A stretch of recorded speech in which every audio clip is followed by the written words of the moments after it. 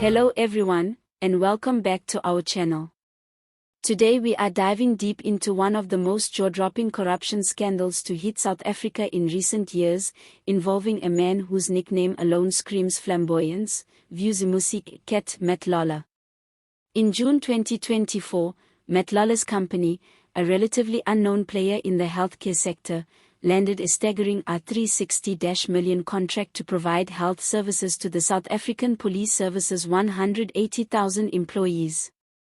That's right, a contract of over 300 million rand handed to someone whose company had no real expertise in healthcare. Naturally, this raised eyebrows, whispers, and outright accusations of corruption and cronyism. Now, let's break this down. Matlala had already been under scrutiny for a separate hospital scandal. Despite this, he somehow secured this mammoth deal, suggesting a level of influence that went well beyond simple business acumen. Observers and whistleblowers quickly began to point fingers at what appeared to be a deeply flawed tender process. Almost immediately after the contract was awarded, Matlala stepped down as director of his own company. In his place, a young woman with no prior business experience was appointed. Many saw this move as a classic shell game, designed to hide any illicit activity behind someone less conspicuous. But the drama didn't stop there. A senior police officer who had helped approve the tender resigned just before the contract was finalized, and later joined Matlala's team. Coincidence? Or insider help in action? Public opinion certainly leaned toward the latter. Despite all the warning signs, the police service went ahead and paid out our 48 million. Meanwhile, Matlala reportedly lived like a king, ignoring workers, suppliers, and anyone else owed money. One report even suggested that his lifestyle included multiple luxury cars, lavish properties, and regular stays in high-end penthouses. It's the kind of behavior that makes you ask, how did this happen in the first place? Allegations of bribery soon came to light. According to various reports, Matlala offered luxury gifts and stays in his Pretoria penthouse to high-ranking police officials. Names mentioned include Police Minister Senzo Mchunu and his predecessor, Bheki Cele. Mchunu denied any involvement, but evidence of a secret meeting between Cele and Matlala at a luxurious villa caused an immediate public uproar. People were not happy, and the scandal began to dominate headlines. The situation spiraled further when it became clear that this was not just about dodgy contracts or lavish gifts. There were whispers of money laundering, corruption, and even attempts to shield the contract from scrutiny. Some sources suggested that Matlala's network within the police was strong enough to make these transactions possible without immediate detection. It was, by all accounts, a case study in how influence and access can manipulate public systems. By May 2025, the scandal reached a turning point. National Police Commissioner Fannie Masemola, under pressure and armed with mounting evidence, cancelled the tender. This decisive move signaled the beginning of accountability, but it also opened the door for further revelations.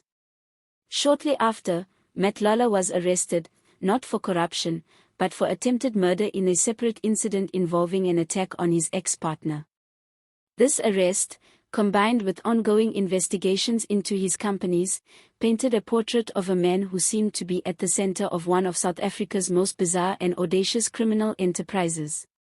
Authorities began raiding Matlala's properties, uncovering documents, financial records, and possibly even more connections between him and senior police officials. Companies linked to Matlala began facing collapse, and the public watched as yet another major scandal unfolded in real time.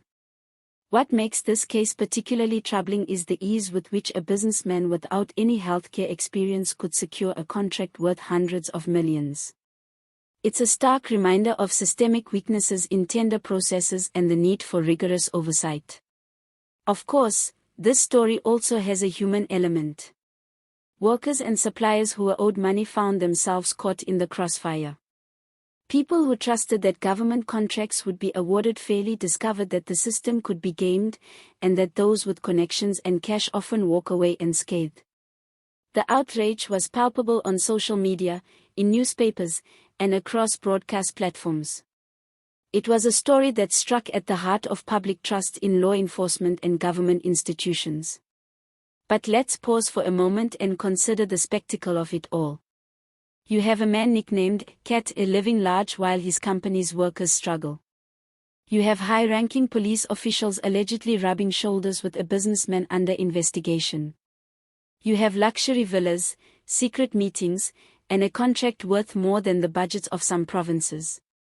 It's the kind of story that sounds like it belongs in a Hollywood drama, but sadly, this is very real, very South African, and unfolding in front of our eyes. The lessons here are as clear as they are uncomfortable.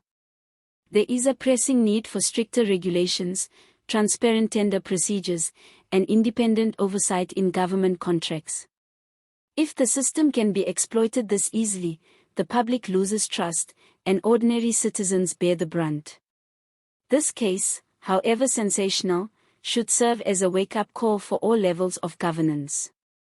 As the investigation continues, eyes remain on the police service, the implicated officials, and Matlala's remaining assets. There is hope that accountability will prevail, but the story is far from over. For now, the tale of Vusimusi, Cat Matlala is a cautionary one, a lesson in audacity, corruption, and the vulnerabilities of institutions we rely upon every day. Before we go, we want to hear from you. What do you think about this scandal? Could it have been prevented, or is this simply how things work behind the scenes? Leave your thoughts in the comments below. If you enjoyed this video, make sure to like, subscribe, and hit the notification bell so you don't miss our deep dives into South African politics, corruption, and power. See you next time.